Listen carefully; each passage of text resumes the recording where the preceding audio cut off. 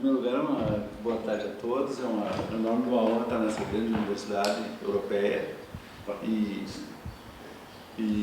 saudando a todos, saúdo na pessoa da professora Paula, que nos recebe aqui representando o corpo docente, e agradecer a todos a amabilidade de estarem aqui, e especialmente também a professora Tatiana, que nos proporcionou esse contato e essa chegada até essa universidade. Uma vez assisti uma palestra do professor Peter Heberle, e o professor Peter Heberle disse: eu vou falar 16 minutos e 14 segundos. Eu disse: esse professor alemão enlouqueceu. E ele falou, e ele pediu desculpas porque tinha falado 16 minutos e 16 segundos. Eu vou tentar ser bem hebeliano aqui de falar os 20 minutos. Bom, a gente vai falar um pouco da pesquisa que a gente faz no nosso programa de pós-graduação. A gente pertence a 2 programas de pós-graduação, de mestrado e doutorado, e que a gente trabalha fundamentalmente com investigação, mais do que propriamente com classes e com aula. E a nossa pesquisa, uma pesquisa que eu e o professor Douglas convergimos, que um dos resultados é este livro aqui, chamado Indiferença no Direito. A gente vai deixar um livro aqui na biblioteca da universidade, não sei se para presenteá-los ou para condená-los, mas vamos deixar de qualquer forma. E esse livro aqui parte de uma convergência de preocupações que nós tivemos em comum, e ao nos encontrarmos começamos a dividir essas preocupações, que era uma preocupação sobre o problema da diferença. Por que isso? Tradicionalmente, falar em diferença dentro dos cursos de Direito no Brasil e assim, e não nos surpreende que em várias outras partes do mundo também seja assim. A diferença é muito maltratada pelo direito, e muitas vezes não tratada pelo direito. O direito não criou uma sintaxe e uma interpretação, uma hermenêutica própria e renovadora para tratar o problema da diferença. A sintaxe que envolve o direito e as estratégias que envolvem o direito e as tecnologias políticas e jurídicas que são sustentadas pelo direito dentro de um Estado democrático do direito, pelo menos, por exemplo, pegando o exemplo do Brasil, é a partir de uma ideia central de igualdade. A igualdade é uma grande promessa da modernidade, né? E ela, quando se pensou nessa promessa da igualdade, que isso era um aspecto do iluminismo, uma promessa iluminista, isso se transferiu através de tecnologias para dentro do direito. Exemplo, o artigo 1º da Declaração de 1789. Todos os homens nascem livres e iguais em direitos e obrigações. Aquilo ali não é por acaso que está no artigo 1º da Declaração de 1789. E nas constituições democráticas e sociais de direito, como a Constituição brasileira, como a Constituição portuguesa, como a Constituição espanhola, como a Constituição alemã, esse elemento é um elemento central, é um dos pilares centrais que estrutura toda a estrutura normativa e valorativa das Constituições. O problema é que, em primeiro lugar, essa promessa da modernidade, se nós fizermos um levantamento, e aqui tem que separar um pouco entre os países do que o Boaventura, por exemplo, chama, o professor Boaventura de Sousa Santos chama do norte do planeta e do sul do planeta, não especificamente um norte ou um sul geográfico, mas um norte e um sul político e econômico. As promessas da modernidade, dentre elas a igualdade, efetivamente não foi realizada. Se na Europa há problemas, há pequenos problemas de igualdade em relação aos nossos, os nossos são imensos problemas de igualdade, e igualdade em todos os campos. Seja no campo do reconhecimento de diferenças identitárias, seja na distribuição material dos bens necessários a uma existência digna, uma existência confortável. Então, em primeiro lugar, uma das grandes promessas, que se junta à promessa da liberdade, que se junta à promessa da paz, né? Essas promessas para o sul do planeta estão imensamente distantes de uma efetiva realização. Se na Europa já há problema, para nós os problemas são muito maiores. Mas, quando nos deparamos com questões que envolvem diferenças, o problema é mais grave ainda. O mundo sempre foi feito, sempre foi estruturado em cima de diferenças. Só que essas diferenças não apareciam e a modernidade, em grande medida, tratou de buscar encobrir essas diferenças. Era necessário encobrir essas diferenças. O exemplo, quando nós pegamos, por exemplo, as grandes cartas históricas constitucionais, nós vemos que existem mecanismos que tentam, pelo menos normativamente, suprimir a diferença. E no mundo concreto, no mundo real, a diferença está em todos os cantos, em todos os lados. Sejam diferenças identitárias, sejam diferenças de distribuição, sejam diferenças de gênero, enfim, uma quantidade enorme de diferenças. Esse problema começa a se tornar mais agudo e começa a emergir de uma forma mais contundente a partir da década de 60 do século passado, especialmente nos Estados Unidos, quando uma série de movimentos sociais, inicialmente protagonizados pelos negros americanos, depois pelas mulheres americanas, e depois se estendendo por uma série de outros coletivos, diríamos assim, começaram a emergir uma série de situações, de demandas, que não eram demandas pela igualdade. Os negros nunca disseram nós queremos ser iguais, nós queremos ser negros, queremos apenas ter, dentro de uma perspectiva de identidade, de distribuição de riqueza, nós queremos ter o nosso espaço. As mulheres nunca quiseram ser homens, as mulheres quiseram sempre ser mulheres, assim como os gays, lésbicas, etc., sempre quiseram ser gays, lésbicas, e queriam garantir a sua posição social dentro de uma determinada sociedade. Então começa a emergir um novo tipo de demanda que causa uma certa perplexidade, ou seja, não, para um pouquinho, nós sempre que, dentro da perspectiva da modernidade, nós quisemos ser iguais, agora vocês não querem ser iguais, vocês querem ser diferentes, vocês querem garantir espaços de diferença. Então começa todo um problema, que é um problema não, porque não seria uma petição de princípio, né? Não é um problema, é uma questão, mas também não deixa de ser um problema, que é a emergência das demandas por diferença. Então a diferença ela surge, num primeiro momento, como um movimento social. Começa como um movimento social, começa no mundo fático da vida, né? O exemplo do que nós estávamos comemorando agora nos últimos dias, o problema a situação de Stonewall nos Estados Unidos, em que gays que eram criminalizados nos Estados Unidos e que eram diuturnamente perturbados pela polícia norte-americana na cidade de Nova York, resolveram, no ano de 1969, se rebelar contra aquilo e viraram 3 ou 4 dias de grandes batalhas campais perto desse local, que era um bar frequentado por gays e lésbicas, e emerge um movimento social, que é um movimento social que hoje nós encontramos nas ruas, na cidade de São Paulo, por exemplo, é a maior parada gay do mundo, 3,5 milhões de pessoas participando.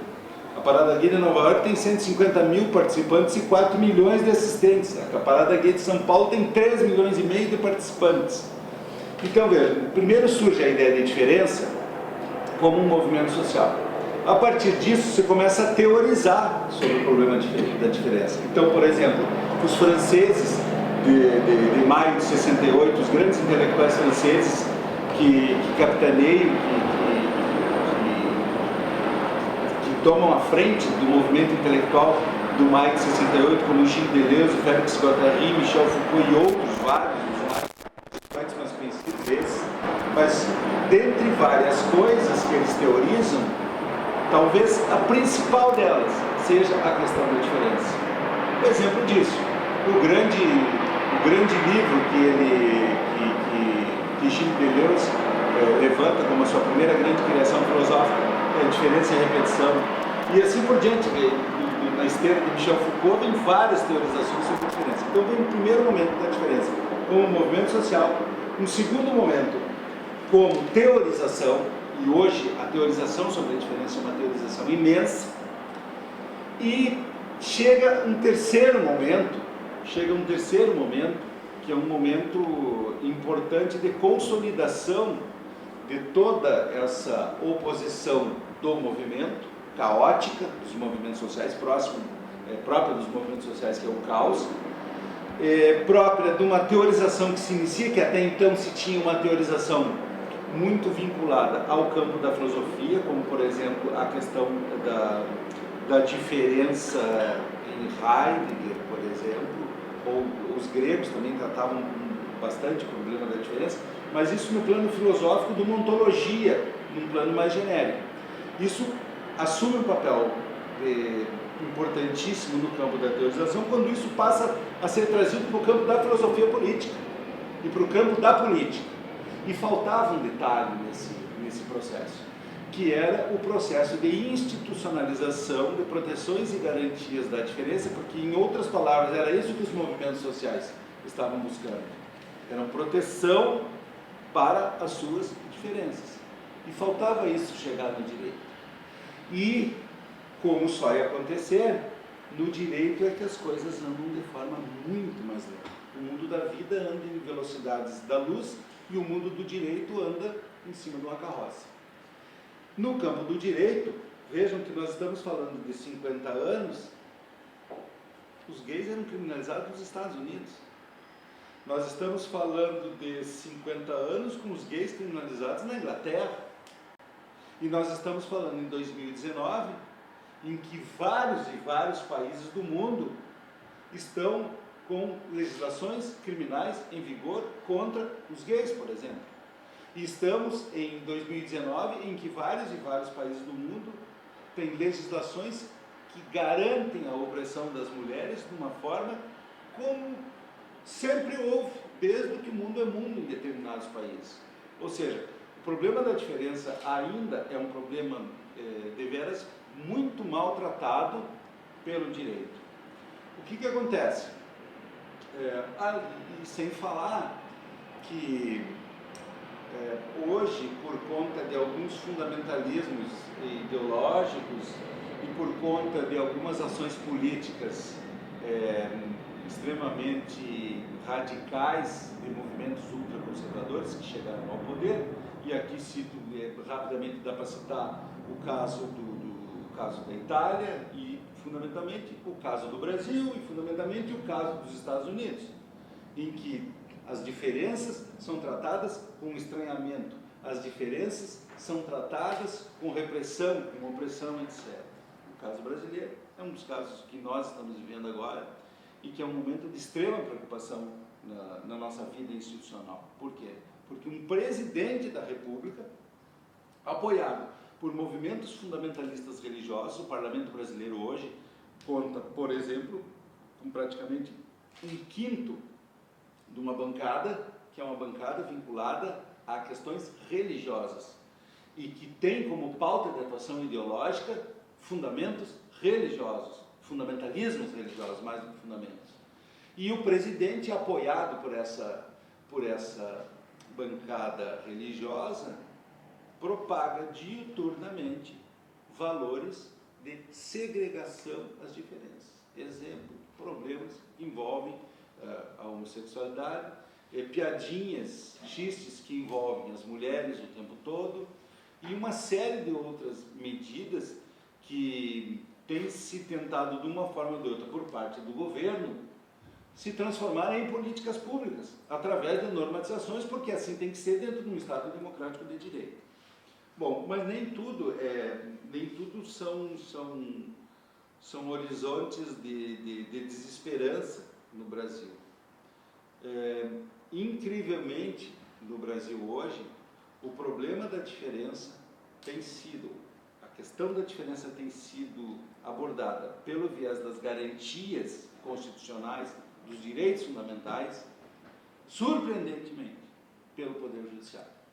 O Poder Judiciário brasileiro hoje, especialmente o nosso STF, tem mantido uma linha de decisões incrivelmente vanguardistas, incrivelmente civilizatórias, para garantir uma série de direitos, uma série de espaços e posições jurídicas de proteção para indivíduos que se incluem dentro desses grupos coletivos que estão sendo alvos de ações governamentais e estão sendo alvos de ações da própria sociedade civil através de outros grupos, como por exemplo os evangélicos, os neoevangélicos, que se opõem a uma série de coletivos que compõem o que nós chamaríamos desse extrato dos diferentes, assim, que têm as suas peculiaridades identitárias, etc. Isso colocou para nós um problema bastante polêmico nos últimos tempos, que é o problema do ativismo judicial. Então, aqui dentro desse livro que a gente vai deixar na biblioteca de vocês, tem decisões que são decisões importantíssimas, prolatadas pela nossa Suprema Corte, como, por exemplo, o caso, uma interpretação constitucional, foi uma interpretação muito polêmica que foi feita pelo Supremo Tribunal Federal, numa ação direta de inconstitucionalidade. Assim como em Portugal, nós temos o sistema misto do controle de constitucionalidade. Por via do controle concentrado, se construiu, e na verdade é uma construção através da linguagem, porque a hermenêutica trabalha fundamentalmente com o elemento da linguagem, né? Construiu a ideia de que, e isso contrariou profundamente o texto constitucional lá no artigo 226, parágrafo 3º, dizia que o Estado reconhece como para fins jurídicos a união estável entre homem e mulher. Esse mesmo dispositivo ele é repetido no Código Civil. O Estado reconhece para fins jurídicos a união entre homem e mulher. E o Supremo Tribunal Federal diz o quê? Através de uma ação que foi proposta lá por um casal de gays. A interpretação correta do artigo 1723 do Código Civil, de acordo com a Constituição, e utilizando um expediente chamado de interpretação que vocês conhecem, que é a interpretação conforme a Constituição, ele diz: a interpretação correta da Constituição é união entre homem e homem, entre homem e mulher, mulher e mulher, ou seja, todas as uniões afetivas, socioafetivas, que têm um caráter familiar, devem estar reconhecidas pelo Estado como entidades juridicamente protegidas. Isso foi deu uma celeuma enorme, porque estava se dizendo que estava se pervertendo a Constituição, que estava se rasgando a Constituição. E agora, isso há 4 semanas, talvez, um mês mais ou menos atrás, o Supremo Tribunal Federal cria o crime de homofobia, só que com uma técnica que é absolutamente distinta. Não existe o tipo penal da homofobia no Brasil. Não existe um artigo do Código Penal com o tipo penal da homofobia. Não existe. O Supremo Tribunal Federal cria o crime de homofobia, e agora indivíduos que praticarem atos homofóbicos serão enquadrados no crime de homofobia por uma decisão do Supremo Tribunal Federal. O Supremo Tribunal, qual é o artifício que o Supremo Tribunal Federal utilizou? O Supremo Tribunal Federal utilizou o artifício de que equipara-se qualquer ação discriminatória com os mesmos termos do racismo. Então se enquadra hoje no racismo. Temos uma lei, a Lei 7.746, que é a lei do racismo, e essa lei ela é utilizada para a criminalização dos indivíduos que praticam atos homofóbicos. Os indivíduos são enquadrados nessa lei. Então, o Ministério Público, quando vai fazer, os fiscais, quando vão fazer a acusação, eles enquadram o indivíduo nessa lei, apesar dessa lei não ter o dispositivo. Isso colocou uma situação, agora, então, os mais garantistas, um pouco mais conservadores, entraram em pânico, porque agora começa a se falar que quando, utilizando aquela máxima do Maquiavel, né, que quando o príncipe fraqueja, os magistrados tomam conta, uma ditadura de magistrados, que agora os garantistas estão apavorados por isso, porque o Supremo Tribunal Federal está avançando em pautas que a princípio eram pautas do Legislativo e que por conta de uma série de discriminações o Judiciário está avançando. Bom, isso coloca exatamente um problema agora, que é um problema institucional, não só um problema ligado ao nosso catálogo, do nosso sistema positivo de direitos fundamentais, mas coloca um problema de relação entre os poderes. Ou seja, até onde pode o nosso judiciário andar, pode invadir a pauta do legislativo para garantir direitos, isso é legítimo democraticamente, ou seja, estamos rediscutindo a própria funcionalidade dos poderes públicos por conta dessas atuações. Isso nos levou também, e já tínhamos escrito isso, tem uma parte disso que está nesse livro, mas tem um artigo nosso que é um pouco mais aprofundado sobre essa temática, no sentido de discutir o problema do ativismo judicial. Até onde é legítimo democraticamente dentro de de uma sociedade organizada a partir de uma Constituição, o ativismo judicial. Quais são os limites e as possibilidades do ativismo judicial? E nós, refletindo um pouco sobre isso, nós chegamos a uma conclusão, claro, é uma consideração parcial, que eu acho que vamos evoluir ainda, porque eu acho que podemos delimitar um pouco mais, de que os ativismos que tratam de reconhecimentos de identidades e de diferenças, sem que isso afete direitos ou bens de terceiros, esses ativismos judiciais estão fundamentalmente legitimados dentro de uma sociedade democrática. Enquanto que ativismo de redistribuição material e que importam, por exemplo, em o judiciário ditar pautas orçamentárias para outros poderes, essas situações são um pouco mais complicadas. Ou seja, nós pensamos em ativismo de reconhecimento e não em ativismo de redistribuição. Pode até, porque tem havido muito ativismo de redistribuição no país, por exemplo, com interferência do judiciário no orçamento público do Poder Executivo para redistribuição de medicamentos e outras coisas. Mas nós achamos que nesse momento é uma situação um pouco problemática por conta da instabilidade institucional no que toca a essa relação dos poderes. Eu deixo essa fala inicial para provocá-los e agradeço muito a atenção de todos. Muito obrigado. Eu creio que podemos passar diretamente e depois as perguntas são dirigidas a um ao outro, ou aos dois, está bem? Sim. Tá bom. Prosseguimos. Se extrapolar o tempo, por favor, Tá bem. Tá bom. Bom, inicialmente eu gostaria de cumprimentar a todos, a professora Paula, a professora Raimundo, agradecer a acolhida, agradecer a Tatiane, que foi uma amiga, mas foi também nossa aluna lá no nosso mestrado, dizer da alegria de que aqui está, essa grande universidade portuguesa, a Universidade de Lisboa. Para nós é uma alegria. Portugal desde sempre é uma referência pela forma como o Brasil se constituiu, da forma como o Brasil se vê e, de certa forma, também da forma como o Brasil pensa a partir da dinâmica da língua, as suas possibilidades de mundo. Não é à toa que a gente vê muitos brasileiros em Portugal e também a gente percebe um estreitamento afetivo entre os dois lugares, as duas nações. Então, mais do que uma discussão acadêmica, o encontro entre perspectivas existenciais movem a forma de a gente ver a política, ver o direito e talvez a gente ver a própria possibilidade de futuro.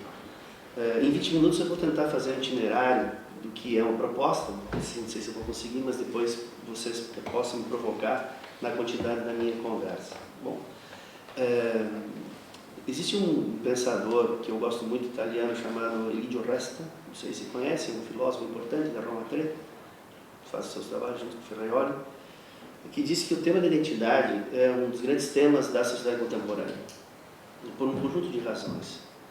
A primeira é de que a identidade ela tem movido o mundo e as pessoas numa aproximação de ressignificação de pertença numa sociedade onde as grandes narrativas homogeneizadoras estão desaparecendo.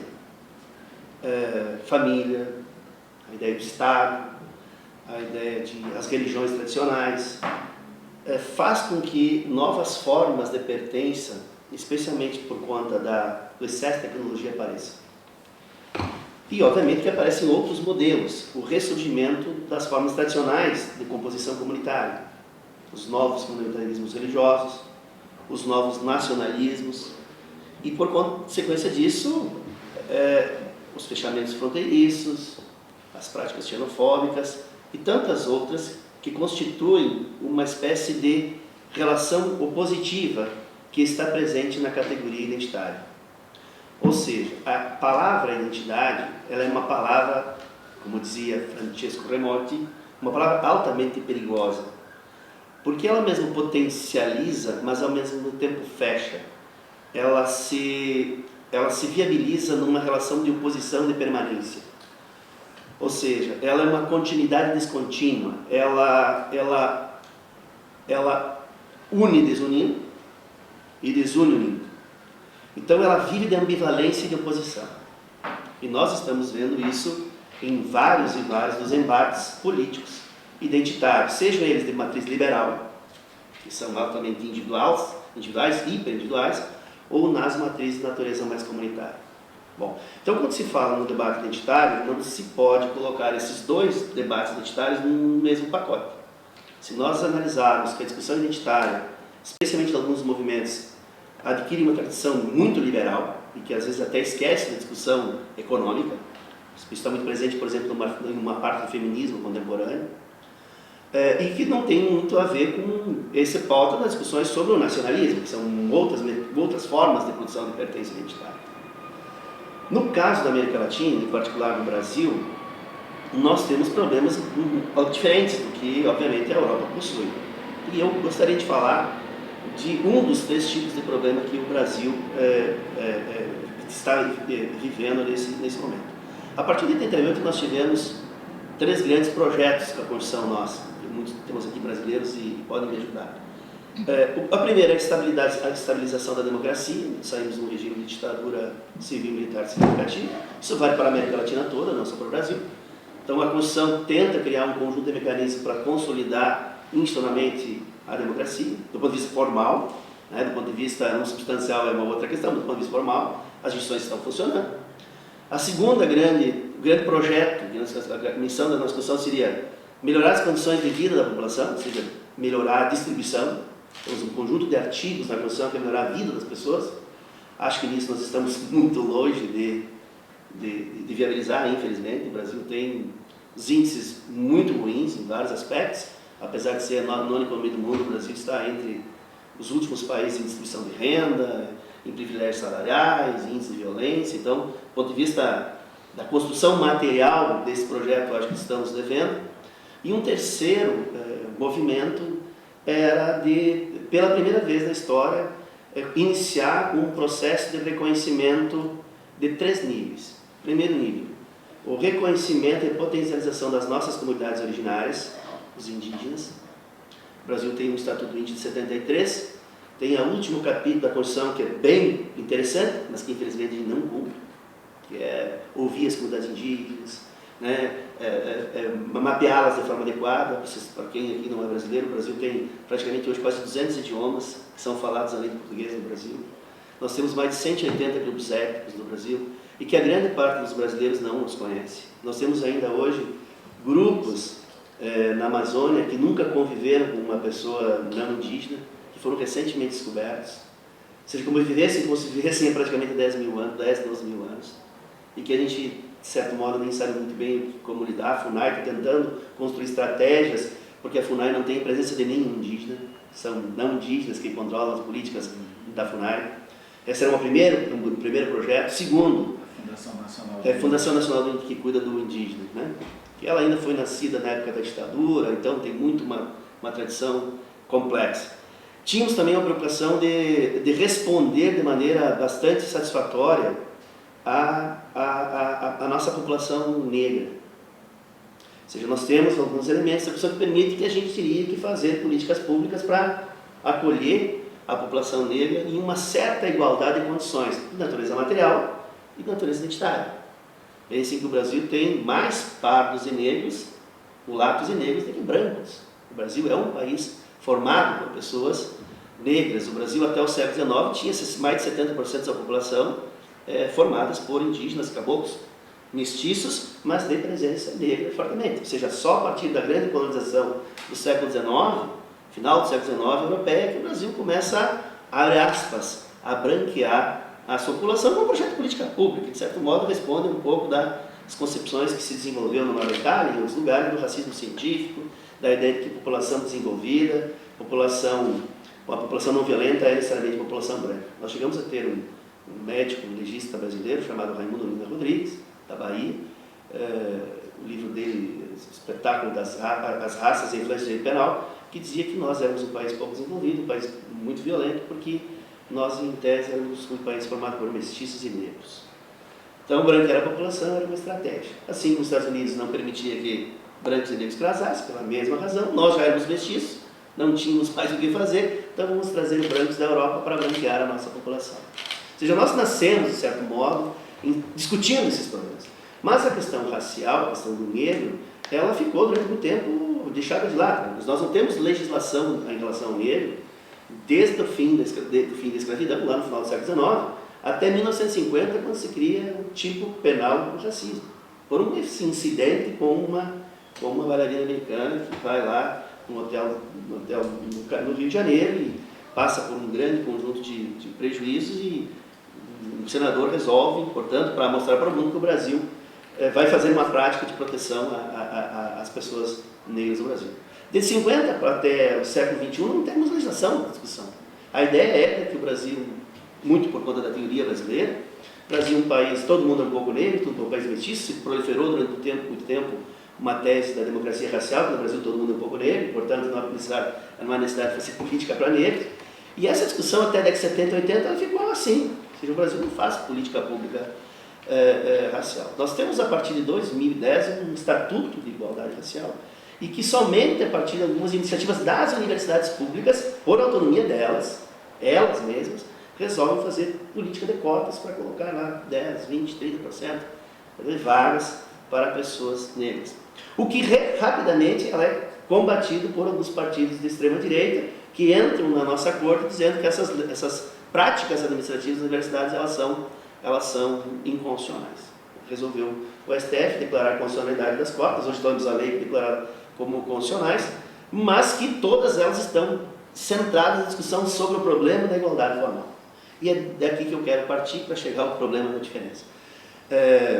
Se a gente for fazer um itinerário do ponto de vista teórico, filosófico, rápido, a gente pode perceber, e tenho certeza que vocês sabem tanto ou melhor do que eu, de que durante toda a tradição antiga, mesmo no Ocidente e medieval, a desigualdade não é vista como um problema. A desigualdade é constitutiva do mundo. Nós temos essa presença em Aristóteles, temos Platão, temos praticamente teólogos que consideram, até a chamada Baixa Idade Média, de que as pessoas são, por natureza, desiguais. Não há problema nenhum. Um escravo não é igual a um homem livre, uma mulher não é igual a um homem. E que, portanto, toda a tipologia política e toda a tipologia jurídica responde de uma forma absolutamente normalizante das segregações. Ou seja, a desigualdade além de ser algo natural, ela é algo que é normalizada. Ela é normatizada a partir de uma perspectiva da contingência possível. Não se diz que a desigualdade é um mal. Nós só vamos começar a perceber que a igualdade é uma coisa razoavelmente positiva, dentro do próprio humanismo cristão, dentro dos próprios autores do cristianismo, alguns teólogos, inclusive, a partir do século XIII, XIV, temos alguns teólogos importantes, e que começam a ganhar uma grande evidência quando, por exemplo, nós, na nossa região do mundo, no Brasil, na América do Sul, importante, quando um enfrentamento entre o português e o espanhol se dá com a comunidade indígena. Esse encontro entre diferenças, de como se descreve o outro, quase numa etnografia da exclusão, faz com que a diferença apareça. E a gente precisa falar dessa diferença. E precisa colocar essa diferença em algum lugar. E muitas vezes essa diferença é colocada em lugares não tão agradáveis. Na grande maioria das vezes, continuando a normalizar essas pessoas como não humanas, ou semi-humanas, ou como bárbaras, ou como selvagens, e que não merecem um tratamento digno. Nós fizemos isso há muito tempo com mulheres, fizemos com gays, fizemos com negros e fizemos com indígenas. Então a modernidade pela primeira vez aparece num discurso racionalizador, universalizador, de que a igualdade é uma coisa potente, uma coisa importante. Mas de que igualdade estamos falando? Nós estamos falando de uma igualdade liberal, masculina, burguesa, cristã e europeia, basicamente. Essa igualdade não é constitutiva para fora da Europa. Ela é uma visão quase ocidental europeia do mundo. A ponto de muitos colegas, professores não europeus, indianos, árabes, que conversam com a gente e digam, do que vocês estão falando? Estão falando uma coisa que não diz respeito. Imagine quando a declaração de 48 foi elaborada, o grande problema da declaração foi chegar ao problema dos fundamentos. Jacques Maritain nos apresenta isso. Temos um texto, o texto concordamos com os artigos, mas não concordamos com as razões. Porque as razões de por que vocês protegem a vida no Ocidente talvez não sejam as mesmas pelas quais nós protegemos a vida em outros lugares do mundo. Então esse discurso que ganhou um crédito de direitos humanos, que é muito importante, né? Não vamos aqui também falar no sentido de que isso foi um momento importante, revolucionário, na verdade, foi um progresso moral, não é disso que estamos falando, mas que, de certo modo, continuou deixando partes de fora, partes substanciais da historicidade de pessoas de fora. Então não havia espaço para essa igualdade, por exemplo, para mulheres, em grande medida, não existia para negros, não existia para ciganos, não existia para muitas pessoas. Então muitas pessoas ainda ficaram retiradas desse movimento. Esse movimento de igualdade está diretamente associado à Constituição e o fortalecimento dos constitucionalismos e dos nacionalismos europeus e do resto do mundo, mas sobretudo aqui, que precisam homogeneizar regiões e que precisam criar identidades locais. E isso, de certo modo, fez com que muitas diferenças fossem aniquiladas, proibidas, aviltadas ou praticamente esquecidas. Ou seja, a igualdade ela funcionou naquele momento como uma coisa muito potente, importantíssima, mas também ela foi homogeneizadora. Ela nega ou castra as diferenças. Ou você é, ou você sai. Ou você é, ou você morre. Ou você é, ou você precisa assumir a tua condição de inferioridade. Isso vale para problemas étnicos, grupos étnicos, isso vale para problemas religiosos, isso vale para questões sexuais e para um conjunto de questões. Não lhes parece, aos menos os colegas europeus, que a gente está vivendo hoje, na Europa, o reestabelecimento de algumas questões dessa natureza, do fortalecimento da questão linguística, do reaparecimento de questões comunitárias? Estávamos em Santiago, na Galícia, e conversávamos com um colega de Santiago de Compostela, outro de Vigo, que diziam que essas questões que reapareceram agora, inclusive entre os jovens, na perspectiva de perceber o quanto a língua, a cultura, a localidade é constitutiva de si. Só que a constituição de si, ela produz também uma relação de concepção e leitura do outro. E aí, às vezes, temos habilidade para resolver isso, às vezes não temos habilidade para resolver isso, e isso deixa para o segundo momento. Então a modernidade constrói essa grande virada, uma virada importante, positiva, mas continua escondendo e normalizando algumas desigualdades. Quem não se enquadra no conceito igual, fica de fora. Imaginem quantos idiomas morreram e continuam morrendo no mundo, porque na Itália se deve falar o norte italiano, o piemontese, o toscano, e que não se vai falar o Vêneto. Os italianos alguns estão estudando o Vêneto clássico no Brasil, no sul do Brasil, porque o Vêneto clássico está morrendo. Porque se inventar uma nação, se inventa uma língua, se inventa um prato, se inventa uma bandeira, se inventa um exército, se inventa uma comunidade, como diz Beritiano, se constitui, se inventa. E isso não se faz sem custo. E o custo, muitas vezes, das pessoas que não estão subsumidas dentro dessa proposta majoritária de constitucionalismo. Por isso que os discursos contemporâneos são contra-majoritários, mas durante a alta modernidade nem sempre o foram, sempre a maioria definia as pautas. Então o que acaba acontecendo? Isso o professor André fez referência. Durante muito tempo nós continuamos o discurso da igualdade formal, e a partir da 40, 50 e 60, nós começamos a ver movimentos bem interessantes de luta por pautas específicas. E aqui tem alguns atributos que são muito contemporâneos. Eu gosto muito do livro do Bauman, Identidade e Comunidade, tem muitas obras sobre isso. Tem um texto do Francesco Remotti, que é um antropólogo italiano, que se chama Obsessão, não tem tradução para o português do Brasil, talvez tenha aqui Obsessão Identitária, onde se chama Contra-Identidade, traduzindo já para o português, quando ele diz que a identidade, a grande parte das vezes, mesmo do conceito de Parmênides, que a identidade é A igual a identidade sempre foi tratada como um conceito de mais do mesmo, como um conceito de mesmidade. Essa é a ideia de Parmênides. A ideia de que nós somos um pedaço de alguma coisa. Essa leitura, por exemplo, da tradição indígena. O indígena não tem discute de identidade pessoal. Ele é um pedaço de uma cultura. Nós, na discussão liberal, nós fazemos um outro tipo de debate identitário. Nós estamos discutindo questões que são vinculativas a pessoas que talvez eu nunca conheço, mas que têm a mesma cor que eu tenho, a mesma sexualidade que eu tenho. Nós estamos produzindo aquilo que alguns autores, Bauman chama isso, Gibbs chama isso, de um excesso de identidades atomizadas. Cada uma delas numa sociedade descentrada, produzindo os seus próprios ritos de pertencimento. Então você, numa parada gay, como diz o André, interessante, você tem lá o negro, tu tem o branco, você tem o rico, tu tem o pobre, onde questões econômicas não estão em causa. Estão uma questão só de sexualidade. E que essa interseccionalidade faz com que a gente tenha um fenômeno altamente positivo. Qual seja, pela primeira vez dar visibilidade, voz, vez, para grupos que durante muitos séculos não tiveram. Isso é uma questão muito positiva, muito positiva. E que vão lutar pelos seus próprios esforços, pelas suas dinâmicas. Segundo, tem uma questão que ela é evidencialmente inquietante. Produz aquilo que a Roudinesco, uma psicanalista filósofa francesa, chama de narcisismo das minorias. Ou seja, como é possível fazer um grande projeto de comunidade, um projeto republicano, onde cada uma das minorias faz o seu próprio jogo político. A democracia pressupõe a diversidade, isso é muito interessante, mas como que a democracia liberal vai lidar com esses processos? Como que a democracia liberal vai assimilar esses jogos?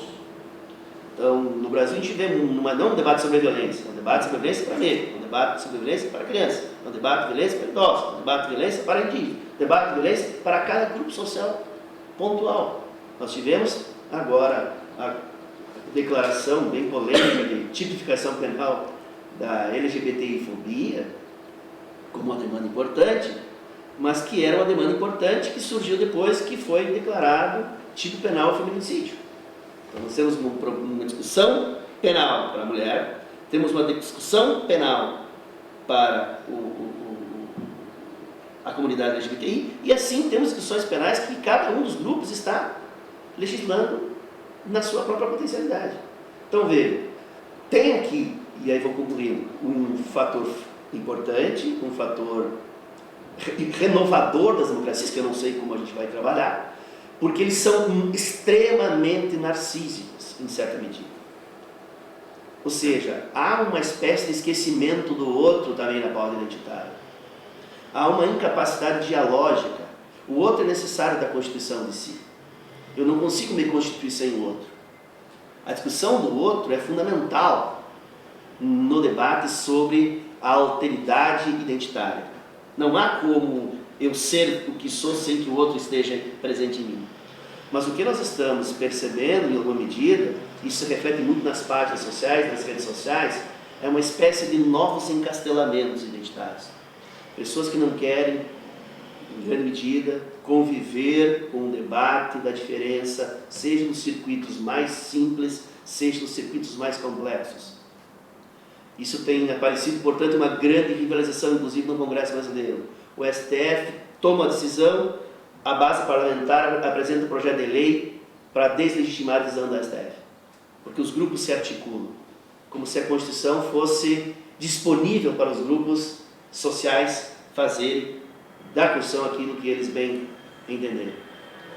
Então, para concluir, eu gostaria de destacar 3 elementos. Primeiro, não há como fazer um debate sobre a tradição jurídica no Brasil, na América Latina, acredito, sem enfrentar pontualmente os problemas que o Brasil construiu com a sua historicidade. E uma delas é colocar na mesa o debate sobre a diferença de vez dos indígenas, dos negros e quilombolas e da questão das comunidades de modo geral. Nós não temos talvez grupos étnicos como vocês têm aqui na Europa, mas nós temos problemas porque o Brasil é um país muito grande que precisa ser enfrentado.